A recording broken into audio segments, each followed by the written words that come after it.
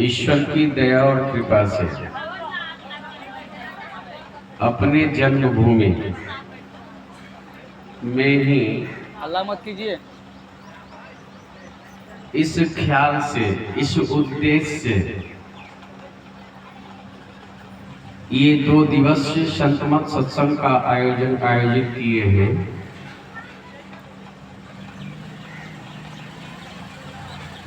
कि हम तो जहां जहां सत्संग होता है, मुझे समय होता है तो उस सत्संग में जाकर सुन लेता हूँ। इधर देखा जाए, इधर थोड़ा देखिए, मैं इधर देखिए। कल्याण हेतु संतों भगवंतों का जो पावन पवित्र मार्ग है, उस मार्ग पर तो हमारे पूज्य सत्यनारायण बाबू परिवार सहित चल रहे हैं। हमारे गांव, हमारे समाज, हमारे जन्मभूमि में भी जो लोग इनसे वंचित हैं वह भी चले, इसी हेतु यह आयोजित किया गया है। लेकिन अफसोस प्रसंगवश कहना पड़ रहा है, इतनी अच्छी व्यवस्था है जो सब देख रहे हैं। अभी ही हमारे सत्यनारायण बाबू बोल रहे थे जब हम मंच पर से उठ कर गए, बाबा ये सब जो व्यवस्था देख रहे हैं इसके पीछे करीब 1.5 लाख रुपए खर्चे हैं।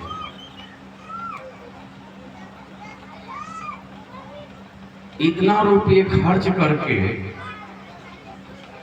ये 2 दिवस संतमत सत्संग का आयोजित किए हैं, सिर्फ अपने लाभ के लिए। कहना पड़ेगा नहीं, इस समाज को लाभ मिले, इस क्षेत्र को लाभ मिले, इसी उद्देश्य से ये आयोजित किए हैं। मैं पुनः इस समाज से, इस ग्राम से, इस ग्राम के वासियों से, सबों से आग्रह कर रहा हूं, विनती कर रहा हूं, प्रार्थना कर रहा हूं,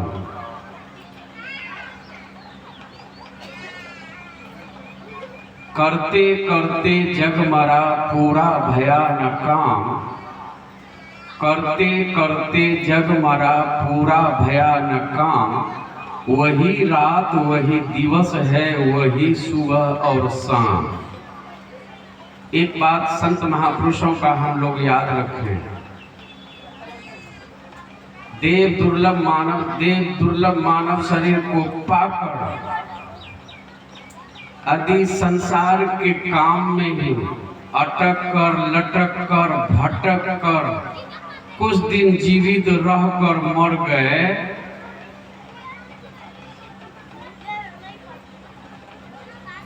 तो घोड़ा मरकर घोड़ा हो सकता है, गधा मरकर गधा हो सकता है, कुत्ता मरकर कुत्ता हो सकता है, गाय भैंस मरकर गाय भैंस हो सकता है, सांप बिच्छू छुछुंदर मरकर सांप बिच्छू छुछुंदर हो सकता है।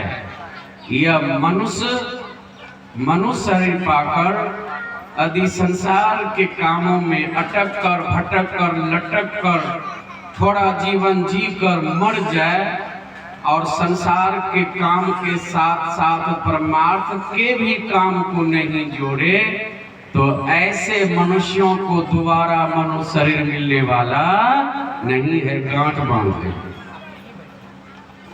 गांठ बांध ले।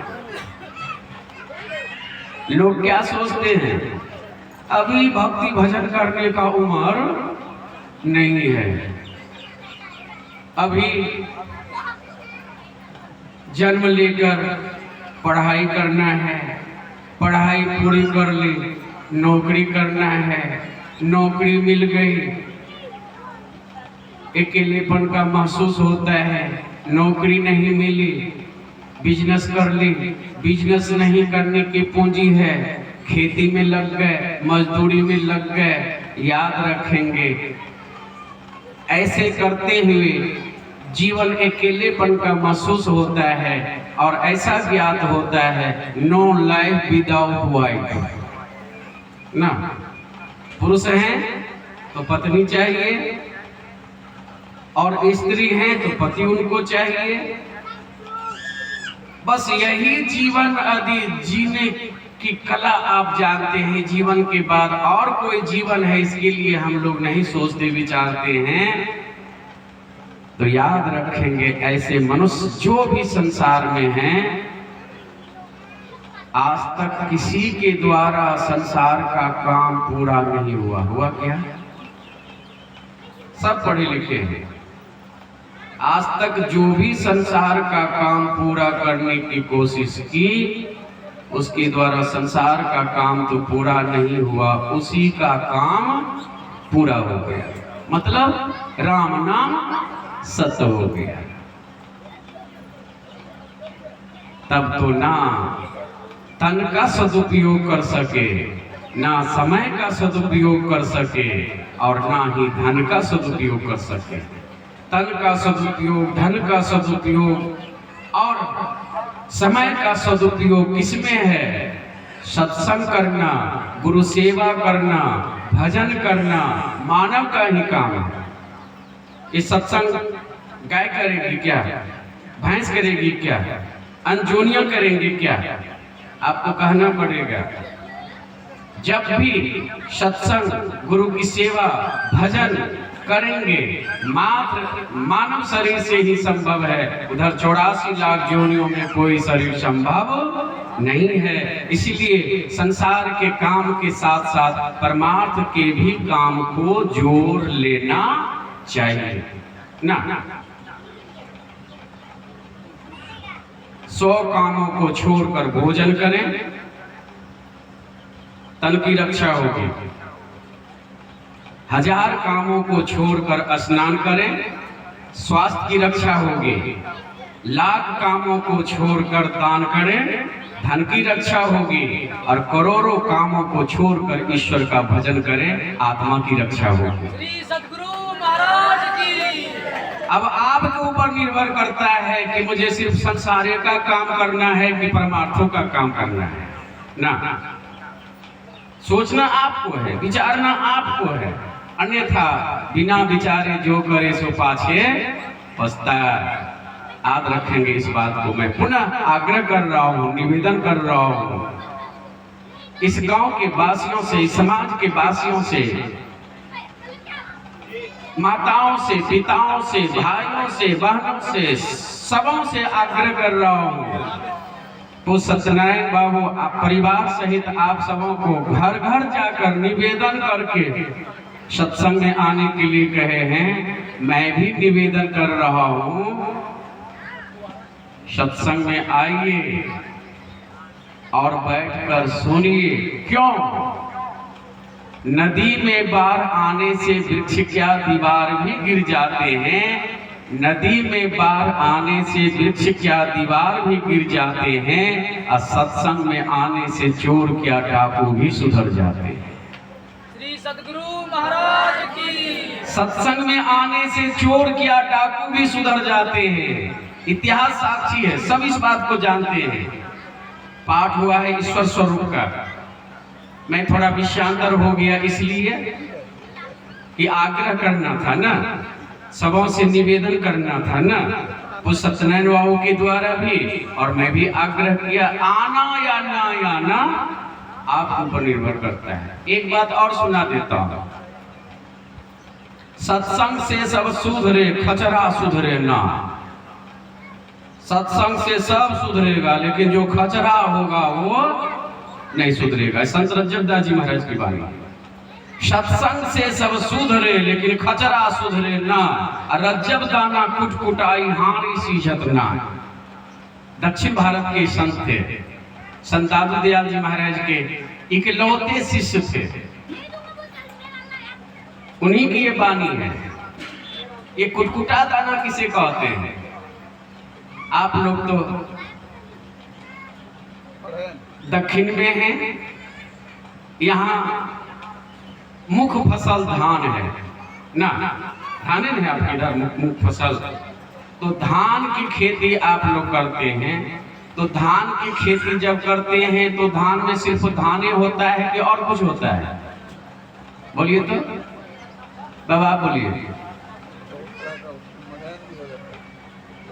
धान, जब धान की खेती हम लोग करते हैं तो धान के साथ खखरी भी होती है, नहीं होती है कि खाली धान है? धान के साथ खखरी भी होती है, और खखरी के साथ और कुछ होता है। कुटकुटा दाना किसे कहते हैं? किसी जिला या क्षेत्र में उसी कुटकुटा दाना को मरेल कहते हैं, मरेल कहते हैं ना। हमारी गंगा के उस पार में उसी कुटकुटा दाना को मरेल नहीं, कुटकुटा नहीं, गर्री कहते हैं, गर्री, गर्री। और यहाँ क्या कहते हैं? मरेल। तो ध्यान से सुनिएगा, उसी संतवाणी का मैं उदाहरण सुना रहा हूँ। सत्संग से सब सुधरे लेकिन खचरा सुधरे ना, रज्जब दाना कुटकुटाई हारी सीजत ना। धान काट कर किसान घर ले आते हैं, धान के साथ खखरी भी है और मरेल भी है ना, है ना। धान को तैयार करते हैं, खखरी को अलग, मरेल को भी निकालने का कोशिश करते हैं, लेकिन मरेल धान में रह ही जाता है। फिर उस धान को खाने के लिए रख लेते हैं, जो ज्यादा हो जाता है किसान उस धान को बेच देते हैं। अब घर की माँ बहन क्या करती है? उस धान को उछलती है, उछल कर उस धान को सुखाती है, और सुखाकर उस धान को कुटाती है, चावल बना लेती है। जब भात बनाने के लिए जाती है तो उस चावल को फटकती भी है, लेकिन फटकने पर भी मरेल एक आध दो चावल के साथ हारी में चली जाती है ना।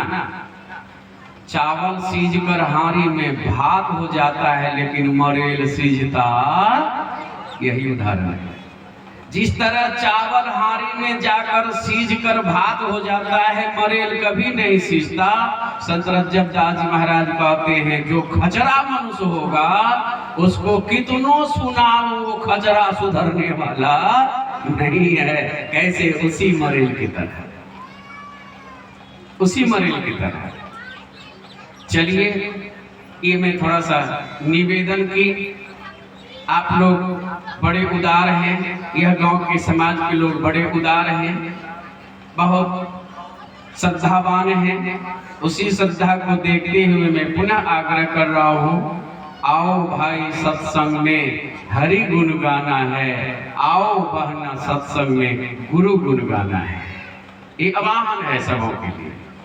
सुनिए, अब जो पाठ हुआ है, जब तक पूज्यपाद का आगमन नहीं होता तब तक मैं आप सबों की सेवा कर रहा हूँ। विषय बड़ा सुंदर है, याद रखेंगे क्या? कौन ऐसा दुख है जो संसार में नहीं है? सब पे ध्यान देंगे। कौन ऐसा दुख है जो संसार में नहीं है, और कौन ऐसा सुख है जो परमात्मा में नहीं है? दोनों बात पे ध्यान दीजिएगा, मैं पुनः दोहराता हूं सबों के लिए। कौन ऐसा दुख है जो संसार में नहीं है, और कौन ऐसा सुख है जो परमात्मा में नहीं है? संसार से आज तक जो भी प्रेम किया, चाहे निर्धन हो कि धनवान, गरीब हो कि अमीर, निरक्षर हो कि साक्षर, छोटे जाति के हों कि ऊंचे जाति के, इस देश के हों कि पश्चात देश के, समग्र विश्व में जितने भी मनुष्य तनधारी हैं, जो जो भी मनुष्य संसार से प्रेम किए, परमात्मा से प्रेम नहीं करके, वो राष्ट्रपति प्रधानमंत्री भी क्यों न हो जाए, राजा महाराजा सम्राट क्यों नहीं हो जाए, टाटा बिरला डालमिया क्यों नहीं हो जाए, मित्तल अंबानी क्यों नहीं हो जाए, इन सबों के जीवन में सुख सुविधाओं से परिपूर्ण है, फिर भी इन सबों के जीवन में कभी न कभी ऐसा देखा जाता है, सुना जाता है, मुझे किसी तरह का दुख न होता ना तो अच्छा रहता। तो इसी से ज्ञात होता है यह संसार सुखाला नहीं बल्कि दुखालय है ना, सुखाला नहीं बल्कि दुखालय है। जैसे तीन उदाहरण ले लीजिए। भूसा को कूटने से अन्न मिलेगा ना? बोलिए, कोई कहेंगे? भूसा को कूटने से अन्न मिलेगा ना? जो समझदार होंगे उनको कहना पड़ेगा, भूसा को कूटने से परिश्रम हो सकता है लेकिन अन्न नहीं मिल सकता। ये पहला उदाहरण है। दूसरा उदाहरण लें, पानी को मथने से घृत मिल सकता है ना? घी मिल सकता है ना? कहना पड़ेगा, पानी को मथने से परिश्रम भले हो सकता है लेकिन घी नहीं मिल सकता। तीसरा उदाहरण लें, बालू को पेरने से तेल मिल सकता है ना? कहना पड़ेगा, बालू को पेरने से परिश्रम हो सकता है लेकिन तेल मिल नहीं सकता। कहने का भाव क्या है? जैसे भूसा को कूटने से अन्न नहीं मिल सकता, जैसे पानी को मथने से घृत नहीं मिल सकता, जैसे बालू को पेरने से तेल नहीं मिल सकता, उसी तरह संसार में सुख ढूंढने से कभी सुख नहीं मिल सकता। जो संसार भगवान राम को रुला सकते हैं, भगवान राम नहीं रोए हैं क्या? जो संसार भगवान राम को रुला सकते हैं, जो संसार भगवान श्री कृष्ण को रुला सकते हैं, जो संसार भगवान श्री राम के पिता कहलाने का सौभाग्य प्राप्त करने वाला महाराज दशरथ को रुला सकते हैं, जो संसार भगवान श्री कृष्ण के माता पिता देवकी और वासुदेव को रुला सकते हैं, वह संसार से यदि हम आप सुख की कामना करते हैं तो हम आपकी अज्ञानता नहीं, महाअज्ञानता है। हम आपकी मूर्खता नहीं, महामूर्खता है। इसलिए संत महापुरुषों की बात को मानिए। क्या आज तक जो भी संसार से प्रेम किया है, संसार उसको दुख के अलावे सुख दिया नहीं है, क्योंकि संसार में सुख है ये नहीं है। तो प्रेम किससे करना चाहिए? बोलिए तो, परमात्मा से ना, परमात्मा से प्रेम करना चाहिए। ये मुख्य भूमिका हो गया ना। अब इसी को थोड़ा सा विस्तार रूप से सुनिए। किससे प्रेम करना चाहिए? संसार से कि परमात्मा से? परमात्मा से। बोलते तो हैं परमात्मा से, लेकिन संसार से प्रेम कभी हटता नहीं। हटता है नहीं। ध्यान से सुने। रावण, कुंभकर्ण और मेघनाद, तीनों का नाम तो आप लोग जानते हैं। रावण, कुंभकर्ण और मेघनाद, तीनों के आतंक से समग्र विश्व के जीव, प्राणी, मानव आतंकित हो गए।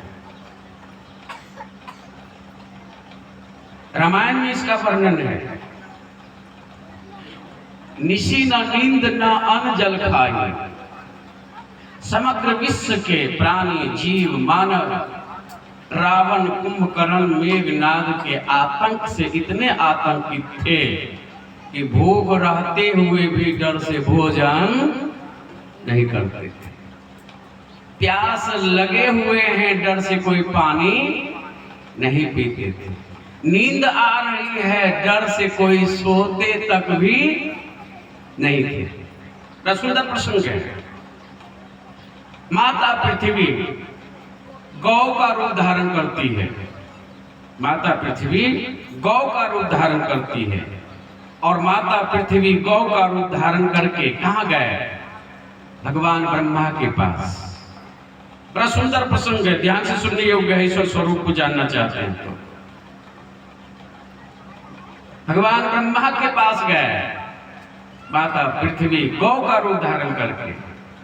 और भगवान ब्रह्मा को प्रणाम करके माता पृथ्वी कहती है, हे ब्रह्मा अर्थात हे भगवान, मेरे ऊपर बहुत से पहाड़ हैं, मेरे ऊपर बहुत से गाछ वृक्ष पौधे हैं, मेरे ऊपर बहुत से जल हैं, मेरे ऊपर बहुत से प्राणी जीव मानव हैं। इन सबों का भार मुझे महसूस नहीं होता। लेकिन ये तीनों पापी। पृथ्वी माता क्या कह रही है? इन सबों का भार मुझे महसूस नहीं होता कि ये भार है, लेकिन ये तीनों पापी रावण, कुंभकर्ण और मेघनाद, ऐसे ये तीनों पापी हैं।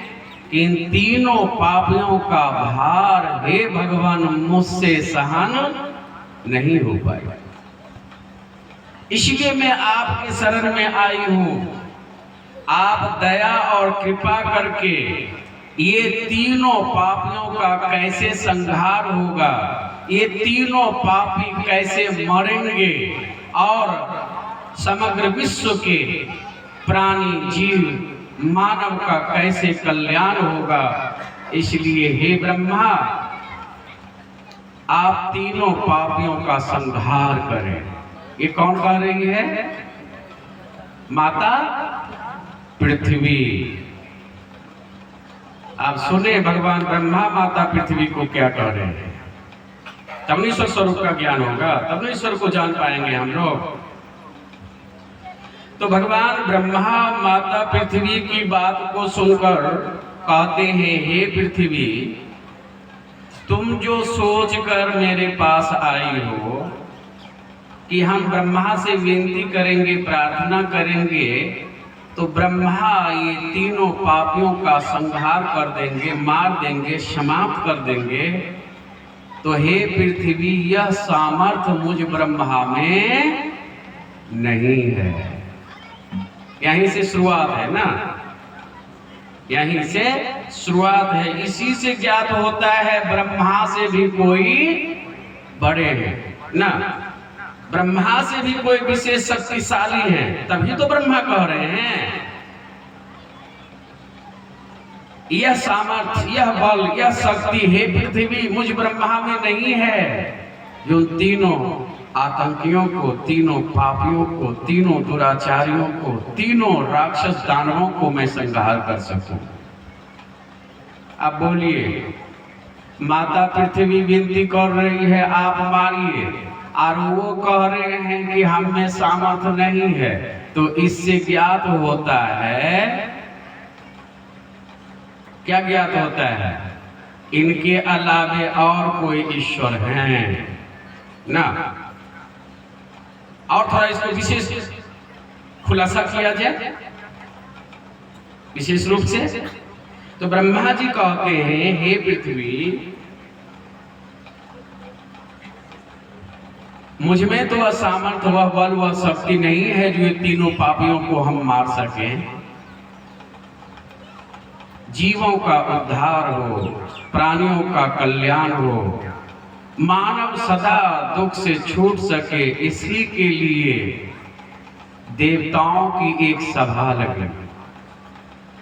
कितने देवता हैं? कल भुज बाबा से सुन रहे थे 33 करोड़। अब बाबा 33 करोड़ को दुगना बना दी, कितना? 66 करोड़। तो भगवान ब्रह्मा कहते हैं, बैठे सुर सब करहि विचारा। ये रामायण की चौपाई है। बैठे सुर सब करहि विचारा, कहाँ पाए हरि। बैठे सुर सब करहि पुकारा, कहाँ पाए हरि। करहि विचारा। सुर मन देवता, सर्व मन सभी। यहाँ 33 करोड़ देवी देवता, भगवान भगवती मौजूद हैं और आपस में विचार कर रहे हैं कि वह ईश्वर, वह परमात्मा, वह भगवान जिसके द्वारा ये तीनों पापियों का संहार होगा, वह भगवान कहाँ है, उसी को ढूंढा जाए। आप विचार कीजिए, आप लोग समझदार हैं, पढ़े लिखे हैं, जो जो भक्ति भजन करते हैं सबों से मैं निवेदन कर रहा हूँ। वहाँ 33 करोड़ देवी देवता, भगवान भगवती मौजूद हैं। उस सभा में भगवान शिव भी हैं, भगवान ब्रह्मा भी हैं। इस उदाहरण से हम जनमानस को ज्ञात होना चाहिए लगता है 3300 करोड़ देवी देवता भगवान भगवती जो है उन सबों को उस परमात्मा का ज्ञान नहीं है ना। यदि उस परमात्मा का ज्ञान होता तो खोज, बस यही है कि ना, खोजते हैं कोई किसी को तब जब उससे विशेष लाभ होता है तब। तो देवताओं का भी तो खोज यही है कि ना, देवताओं का भी खोज यही है। प्रसंग ही यही बता रहा है, बैठे सुर सब करहि पुकारा, कहाँ पाइए हरि करहि विचारा।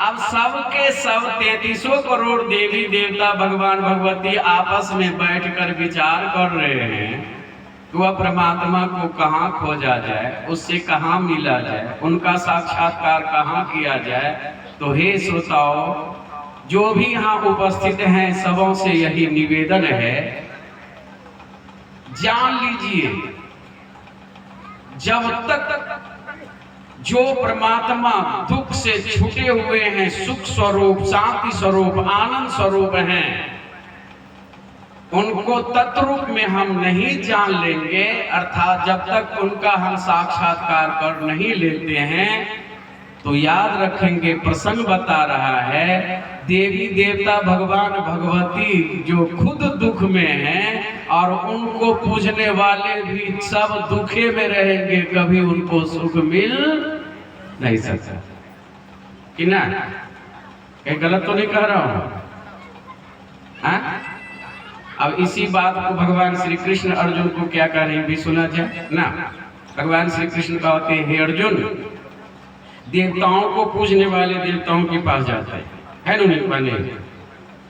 पितरों को पूजने वाले पितरों के पास जाते हैं, भूतों को पूजने वाले भूतों के पास जाते हैं, और जो मुझे पूजते हैं वो मेरे पास आते हैं। ये भगवान की वाणी है ना। इससे ज्ञात होता है देवताओं को पूजेंगे, देवताओं के पास जाएंगे, और देवता अभी दुखे में अटके हुए हैं। यदि दुख में अटके हुए नहीं होते तो देवताओं दुख से छूटने के लिए उस भगवान का खोज होता क्या? कहना पड़ेगा नहीं। जो बात भगवान श्री कृष्ण कहे यही बात सदगुरु कबीर साहब कहते हैं, देवता पितर भूया भवानी यह मार्ग 84 चलन की, करो जतन सखी साईं। साईं ना परमात्मा। देवताओं को पूजोगे, देवता दर्शन दे भी देंगे, लेकिन तुम दुख से छूट नहीं पाओगे। दुख से छूटने का एक ही उपाय है, वह क्या है? जो सबको बनाए हैं उनको जाने ना, उनको जाने। अब ध्यान से सुनिएगा, उसी सभा में कोई देवता कह रहे हैं कि भगवान को ढूंढना चाहते हैं तो भगवान वैकुंठ में रहते हैं। कोई देवता कह रहे हैं कि भगवान से मिलना चाहते हैं तो भगवान क्षीर समुद्र में रहते हैं। कोई कुछ बता रहे थे। सबों की बात जगत गुरु महादेव सुन रहे थे। सबों की बात को सुनते सुनते जब सब बोलना बंद की, तब जगत गुरु महादेव उस देवताओं की सभा में कहते, हे देवताओं, यदि तू वैकुंठ भी जाकर खोजोगे भगवान को तो वहां भगवान मिलने वाला नहीं है। यदि तू क्षीर समुद्र में भी जाकर खोजोगे भगवान को तो वहां भी भगवान मिलने वाला नहीं है। मतलब भगवान से मिलना चाहते हो, भगवान को प्राप्त करना चाहते हो, तो उस भगवान को, उस ईश्वर को, उस परमात्मा को प्राप्त करने हेतु उसका आधार क्या है? तो भगवान शिव बड़ा सुंदर सभी देवताओं को उस देवताओं की सभा में अपना ज्ञान दे रहे हैं। हरि व्यापक सर्वत्र समाना, भगवान शिव की वाणी की, भगवान शिव की वाणी। हरि व्यापक सर्वत्र समाना, प्रेम ते प्रगट होई मैं जाना। आ गया ना? भूमिका क्या बांधे थे? संसार से प्रेम करने वाले कभी दुख से छूट नहीं सकते, क्योंकि यह संसार दुखालय है। जो संसार से प्रेम नहीं करके ईश्वर से प्रेम करेंगे वही सदा के लिए दुख से छूट सकते हैं ना, सदा के लिए दुख से छूट सकते हैं। अब चलिए इसको थोड़ा सा और विशेष रूप से समझा जाए। हरि व्यापक सर्वत्र समाना प्रेम की प्रकट होई में जाना। परम प्रभु परमात्मा ने जब मौज में आए तो परम प्रभु परमात्मा ने मौज में आकर सबसे पहले अक्षर पुरुष को बनाया। किसको बनाए? अक्षर पुरुष को। अक्षर पुरुष किसे कहते हैं? जिसका कभी नाश के अक्षर पुरुष तो उसे कहते हैं। परम प्रभु परमात्मा ने जब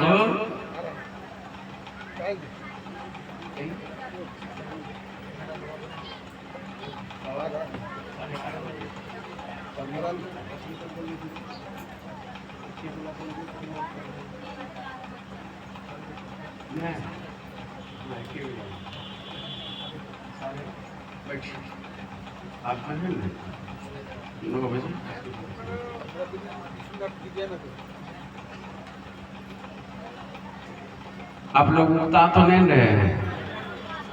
आनंद आ रहा है? चलिए एक बार दोनों हाथों पर उठाकर बोलिए, श्री सद्गुरु हरि अनंत हरि कथा अनंता। ध्यान से सुने। परम प्रभु परमात्मा ने सबसे पहले अक्षर पुरुष को बनाया, जो हम आपको गुरु महाराज जी ज्ञान देकर गए हैं। इस स्तुति परमात्मा की स्तुति नहीं गाते हैं, सब क्षेत्र क्षर अपरा बराबर और अक्षर पार में, निर्गुण सगुण के पार में, सत असत होके। ये स्तुति क्या है? ईश्वर स्वरूप का वर्णन है। लोग नहीं समझने के कारण तभी कहते हैं इनमें ही बाबा क्या बता गए हैं सबको, जो कहते हैं सबके पार में, सबके पार में, सबके पार में। आखिर सबके पार में है क्या? सबके पार में जो है उसी को परमात्मा कहते हैं। चलिए ध्यान से सुनिएगा।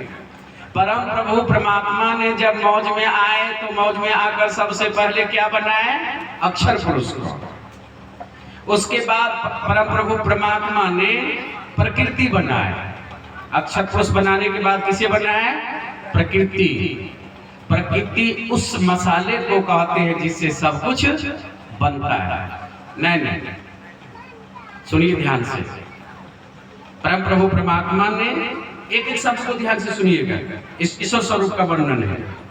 परम प्रभु परमात्मा ने जब मौज में आए तो सबसे पहले अक्षर पुरुष को बनाया, उसके बाद प्रकृति को बनाया।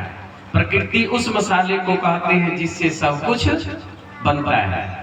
उसके बाद परम प्रभु परमात्मा 3 गुण बनाए। श्री सद्गुरु महाराज की जय। कुछ बाबा का पदार्पण हो रहा है। गुरुदेव शरणा।